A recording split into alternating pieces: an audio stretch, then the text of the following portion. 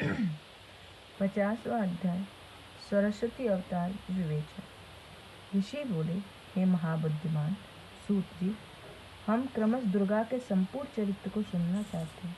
सूत जी, आपकी अमृत के समान वाणी को नाना प्रकार से कथाओं को सुनने से मेरा हृदय संतुष्ट नहीं होता। सूत जी बोलते हैं, ब्रह्मा जी के वरदान से दुर्गम ने चारों वेदों को प्राप्त किया। तब यह पृथ्वी पर बल प्राप्त कर देवताओं के अनेक प्रकार के उपद्रव करने लगा, जिससे देवता भी भय कांपने लगे। वेदों को नष्ट हो जाने पर सब क्रिया नष्ट होने लगी। देवतागण साथ साथ ब्राह्मण भी दुराचारी हो गए। उस समय न दान होता, न हवन होता, न तप होता। तीनों लोकों में हाहाकार मच गया। मनुष्य दुखित हो भूख प्यास से पीड़ित होने लगे। नदी तालाब समुद्र जल रहित हो गए। लताएं वृक्ष सूख गए। इस महादुख को देखकर देवता अंतर्यामी महेश्वरी के पास गए। बोले, हे महामाये, अब आप क्रोध को त्याग कर अपनी समस्त प्रजाओं की रक्षा कीजिए, अन्यथा संसार नष्ट हो जाएगा। जिस प्रकार निशंभु सुर रक्तवीर तथा मधुकैटभ आदि महाबली दैत्यों का नाश किया, उसी प्रकार अब दैत्यों को भी शीघ्र मारकर देवताओं ब्राह्मणों को दुख दूर कीजिए।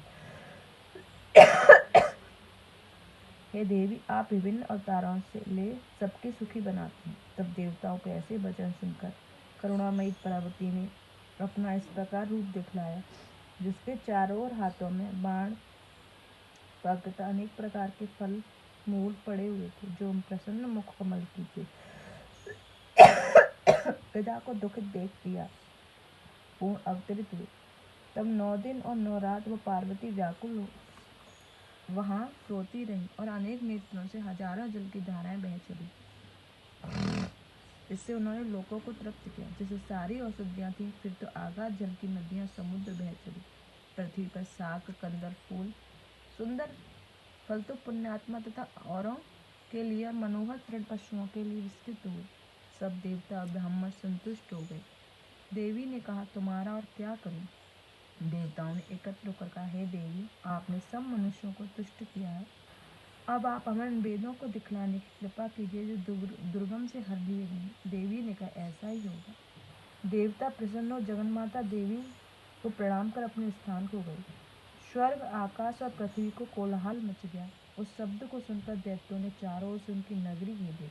शिवा देवी तजो में उनकी रक्षा के लिए चक्र धारण कर स्वयं नगर के बाहर निकल गई। दैत्यों ने देवी से घोर युद्ध किया। अंत में दुर्गम कटे वृक्ष के समान पृथ्वी पर गिरा पड़ा। तो देवी ने उसे वेद छीनकर देवताओं को दे दिए। देवताओं ने कहा, आपने हमारे लिए अनंत क्षम्य रूप धारण किया, इस कारण मुनिगण आपको सताक्षी कहेंगे, और जो आपने शरीर से शाक उत्पन्न कर लोक पालन किया, इससे आपका नाम शाकंभरी भी प्रसिद्ध होगा। हे शिवे, आपने दुर्गम नाम वाले दैत्य को मारा है, इससे मनुष्य आपको दुर्गा भगवती कहेंगे। ज्ञानदात्री, आपको नमस्कार है, नमस्कार है, नमस्कार है। यदि शिव महापुराण 5वीं संहिता का 50वां अध्याय समाप्त। जय गुरु जी। शुक्राना गुरु जी।